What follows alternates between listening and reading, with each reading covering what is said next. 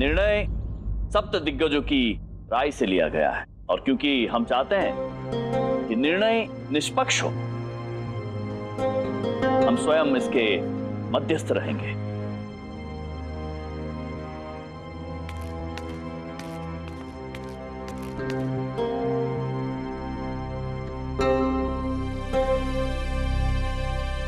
स्मरण रहे पंडित रामकृष्ण बीरबल, ये जो भी कार्य दिए जाएंगे वो सप्त दिग्गजों द्वारा दिए जाएंगे, और ये कार्य ऐसे होंगे जो इन दोनों की बौद्धिक क्षमता और मानसिक सतर्कता को परखेंगे। बीरबल, तनिक सोच समझ कर।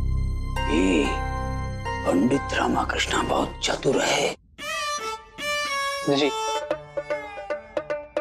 तभी तो ये दरबार में, और ये थे तभी तो आप मुझे वन से यहाँ लाए। देखिए इनकी चतुरता और बुद्धिमत्ता मुझे कहां से कहां ले आए। पंडित रामकृष्ण, हम जानते हैं कि आप सक्षम हैं, परंतु आप इस बीरबल से बच के रहिएगा। मंत्रीवर, बचकर तो वो लोग रहते हैं जो किसी दूसरे के भरोसे आए हों या जिनके मन में भय होता हो। अब तो मैदान में उतर ही चुके हैं, अब जो होगा देखा जाएगा। सत्य वचन पंडित रामकृष्ण, हमारी शुभकामनाएं आपके साथ हैं।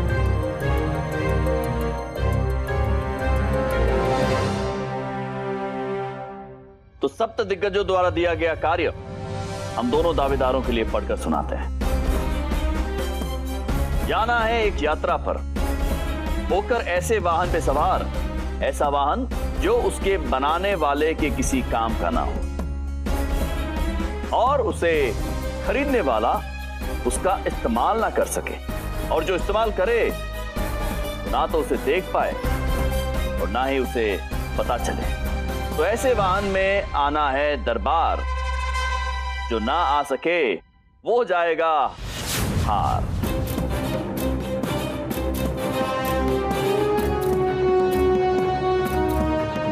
इस कार्य को पूर्ण करने हेतु सप्त दिग्गजों ने 1 दिवस का समय निर्धारित किया है। तो बीरबल, पंडित रामकृष्ण, आप दोनों के पास केवल 1 दिवस का समय है। महाराज कृष्णदेव राय की, महाराज कृष्णदेव राय की, महाराज कृष्णदेव राय की, महाराज कृष्णदेव राय की, महाराज कृष्णदेव राय की, महाराज कृष्णदेव राय की, महाराज कृष्णदेव राय की। पंडित रामकृष्ण जी, प्रतियोगिता की शुभकामनाएं। धन्यवाद। अब तो प्रतियोगिता आरंभ हो चुकी है, हम एक दूसरे के सामने खड़े हैं। अब तो बता दो, तुम चाहते क्या हो? मैं क्या चाहता हूँ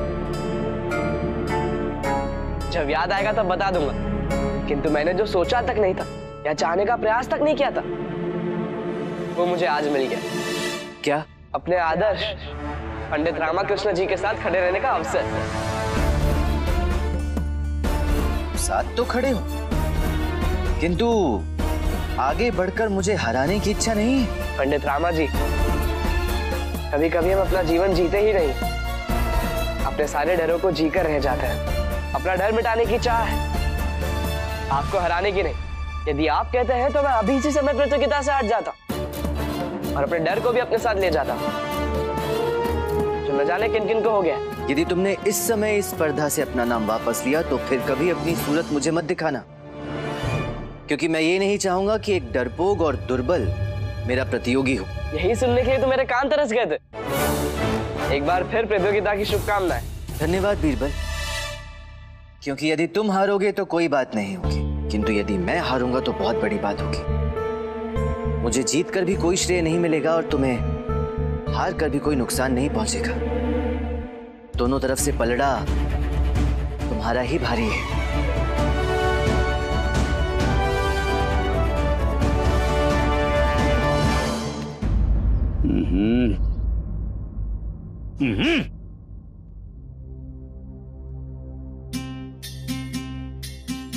जाना है एक यात्रा पर, होकर ऐसे वाहन पर सवार, ऐसा वाहन जो बनाने वाले के किसी काम का ना हो, खरीदने वाला उसे उपयोग ना कर पाए और जो उपयोग करे वो उसे देख ना पाए।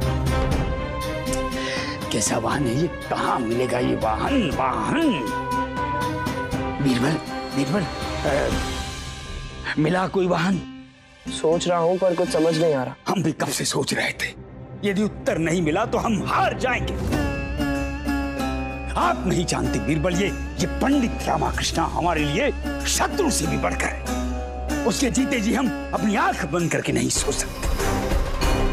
उत्तर चाहिए, उत्तर चाहिए, उत्तर चाहिए, हल चाहिए, हल चाहिए, हल चाहिए हमें।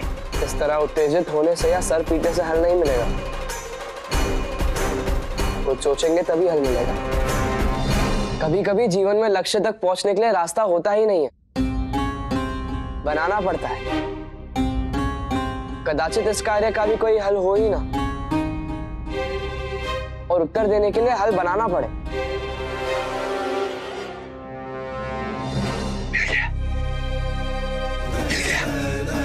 मिल गया, मिल गया, हमें उत्तर मिल गया, हमें उत्तर मिल गया।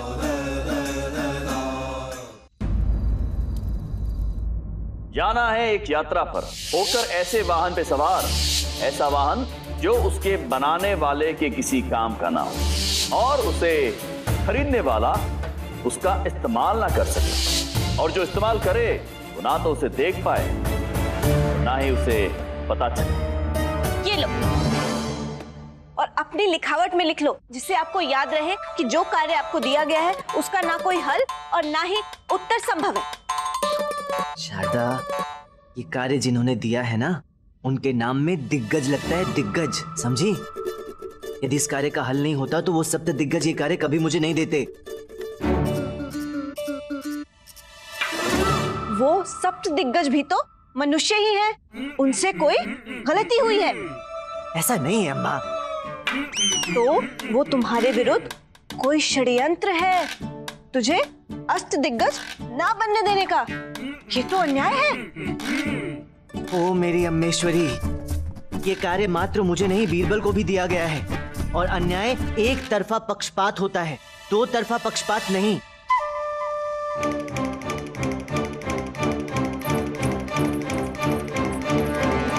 बापू, हल्की सोचो, यदि हार गए तो यात्रा नहीं, तीर्थ यात्रा पर जाना पड़ेगा। ए बंधु रामा, इस कार्य का हल तुझे बीरबल से पहले ढूंढना होगा, क्योंकि तेरा भविष्य दांव पर लगा है, और जब मनुष्य का भविष्य दांव पर हो तो उसे सारे दांव पे जाने चाहिए। हाँ बंधु, हल ढूंढने के लिए सोचना होगा, और सोचने के लिए शांति चाहिए, और शांति के लिए अब तू भी चुप हो जा।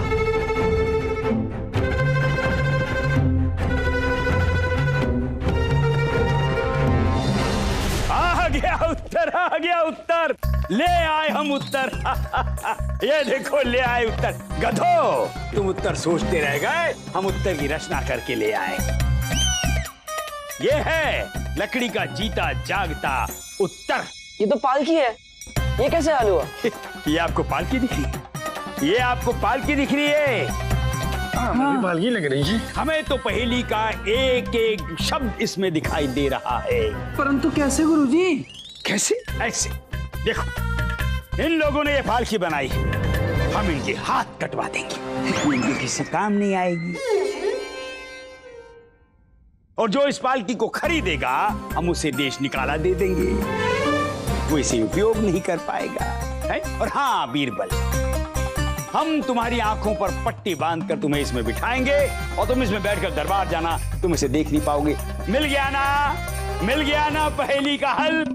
राजगुरु जी, ये आपका हल सुनकर सप्त दिग्गजों के मस्तिष्क में हलचल मच जाएगी, और महाराज आपसे पूछेंगे कि मैं हार का हार किसके गले में पहनाऊं, आपके या बिरबल के? गुरुजी, आप इस पालकी के साथ पैदल चलकर आए हैं ना? हाँ। गुरुजी, आपकी प्रतीक्षा करके ना मैं भूख लग गई है, मुझे भी कुछ खाने के लिए ले दीजिए हमको। घर में तो गुरु माता नहीं है, तो भोजन का प्रबंध भी नहीं होगा। आज तो वरुण माला नहीं है। उचित है, मैं तो जा रहा हूँ, आप अपने भोजन का प्रबंध कर लीजिएगा। कहाँ? बीरबल, अरे रुको,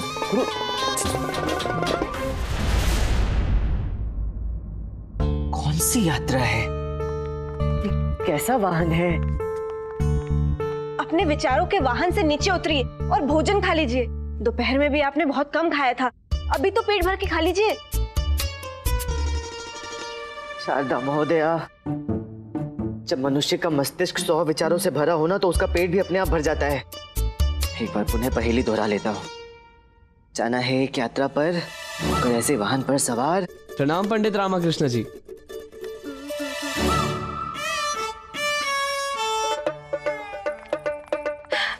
शारदा, मेरा पुत्र आ गया। देख, चिंता में कितना पतला हो गया है। अम्मा, एक दिवस में कोई पतला हो सकता है? क्यों नहीं हो सकता? जब रात से लेकर दिन तक भोजन अंदर नहीं जाएगा तो मनुष्य अंदर से पतला ही हो जाता है। क्या छोड़, भाई तू बता, तूने सुबह से कुछ खाया या नहीं? जानती थी। आजा आजा।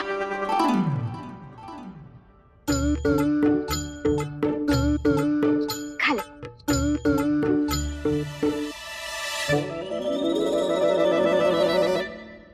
पता है पुत्र, आज वर्षों बाद मैंने भोजन बनाया है, वो भी तेरे लिए। हाँ माँ। अपने इन हाथों से। मैं तो बहुत कुछ भूल भी गई थी, फिर शारदा ने सहायता की। धन्यवाद अम्मा। तू खा।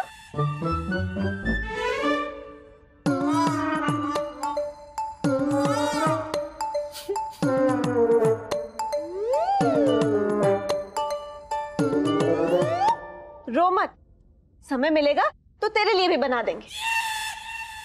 भोजन के लिए नहीं रो रहा हूँ अम्मा, मैं तो ये सोचकर रो रहा हूँ कि ऐसे परिवार को देखकर अष्ट दिग्गज बनने की प्रेरणा कहाँ से लाऊं, जो मेरे ही सामने मेरे शत्रु को देखकर ऐसे ऐसे ऐसे ऐसे उत्साहित हो रहे। तो खा। बिना खाए तो बेहोश हो जाएगा और कुछ भी सोचने का होश नहीं रहेगा। तू खा।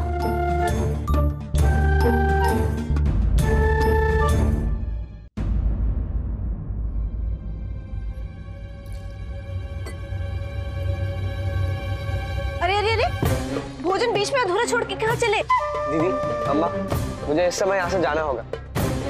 कहाँ? वो तो पता नहीं, पर जाना आवश्यक है। कहाँ जाना है यही पता नहीं? बस जाना होगा। दीदी, अम्मा, मेरे घर में स्थान और हृदय में इतना स्नेह देने के लिए आपका बहुत धन्यवाद। देखो बीरबल, प्रतिस्पर्धा की दृष्टि से कल का दिवस बहुत महत्वपूर्ण है। इस विषय में कुछ सोचा है कि नहीं? असमंजस में हूँ, कल के विषय में सोचूं या हल्के विषय में?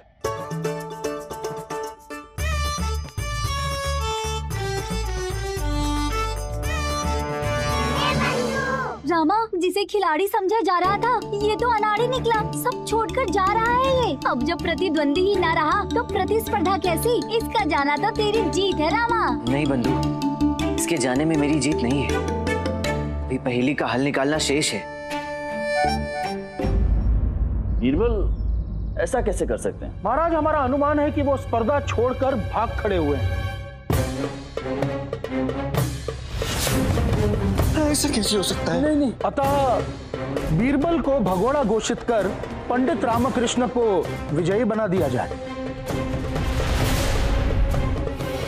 पंडित रामकृष्ण, क्या आपको हल मिल गया है? जी महाराज, जैसे ही आपकी अनुमति मिलेगी मैं दरबार को अपने उत्तर से अवगत करा दूंगा।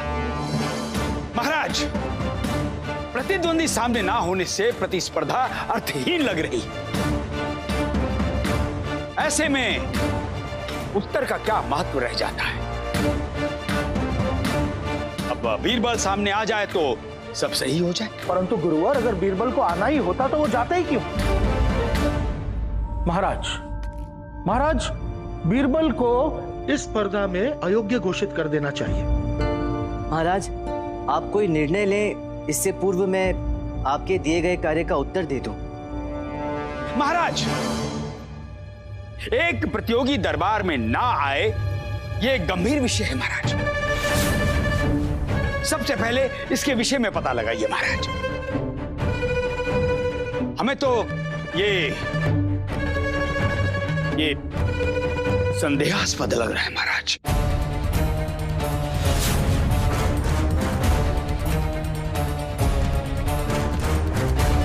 प्रणाम महाराज, हमें बीरबल महोदय के नाम की एक वस्तु प्राप्त हुई है। हम उसे लाने की अनुमति चाहते हैं। अनुमति है।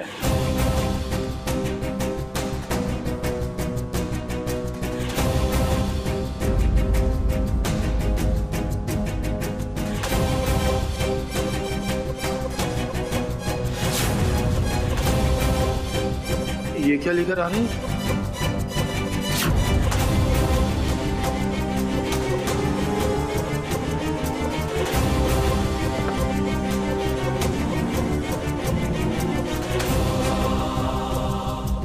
इसे खोला जाए।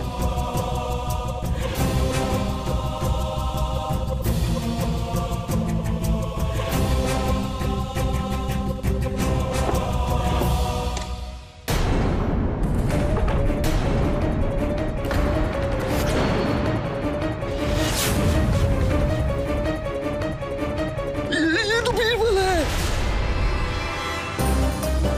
बीरबल महाराज, हे भगवान, मार डाला, मार डाला। महाराज, जिस बात का संदेह था वो षड्यंत्र के रूप में सामने है महाराज। बीरबल को मार दिया गया है महाराज। ये किसी की घिनौनी चाल है महाराज।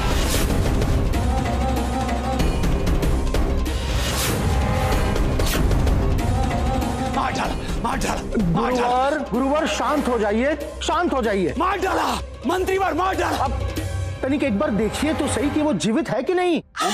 देखिए। हाँ, नाड़ी चल रही है महाराज।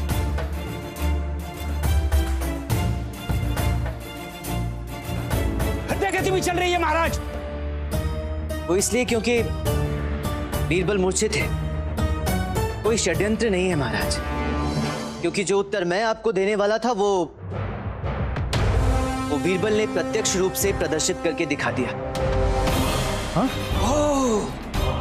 तो पंडित रामाकृष्ण, आप ये कहना चाह रहे हैं कि बीरबल को प्रतिस्पर्धा से बाहर रखने के लिए मूर्छित किया गया है ताकि वो उत्तर न दे पाए? गुरुवर, उत्तर यही है, आपकी आंखों के समक्ष है। कृपया ध्यान से देखिए तो आपकी समझ में भी आएगा। सर्वप्रथम बीरबल के मुख पर जल छिड़ककर इन्हें होश में लाइए। जल? जल? धनीमणि, जल लाओ, जल लाओ, जल लाओ, जल लाओ, जल। होकर एक ऐसे वाहन पर सवार जो उसके बनाने वाले के किसी काम ना आ सके, उसे खरीदने वाला उसका इस्तेमाल ना कर सके, और जो उसका इस्तेमाल करे वो ना तो उसे देख सके और ना ही उसे पता चले। ऐसे वाहन पर आना है दरबार, और जो ना आ सके वो जाएगा हार।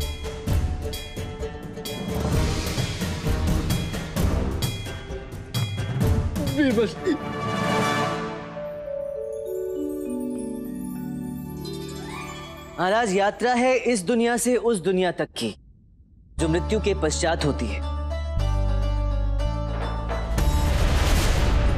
जिस कारीगर ने इस ताबूत को बनाया ये उसके किसी काम की नहीं। जिसने इसे खरीदा वो इसका उपयोग नहीं कर सकता, क्योंकि अक्सर लोग दूसरों के लिए ताबूत खरीदते हैं उनके गुजर जाने के पश्चात। तो ये बीरबल महाशय जो कि मूर्छित अवस्था में इस ताबूत पर सवार होकर यहाँ आए या लाए गए, अर्थात ना ही इन्होंने देखा और ना ही इन्हें पता चला। वैसे ही जैसे मृत्यु के पश्चात हमें होश नहीं होता, ना हम कुछ देख पाते हैं ना ही हमें कुछ पता चलता है, वो तो अनंत काल की मूर्छा होती है महाराज। तो महाराज, ये है आपके द्वारा दिए गए प्रथम कार्य का हल, जो बीरबल ने बिल्कुल सही और सटीक दिया है। ताबूत ही वो वाहन है जिस पर सवार होकर हम परलोक की यात्रा पर निकलते हैं। अर्थात बीरबल विजयी हो गया।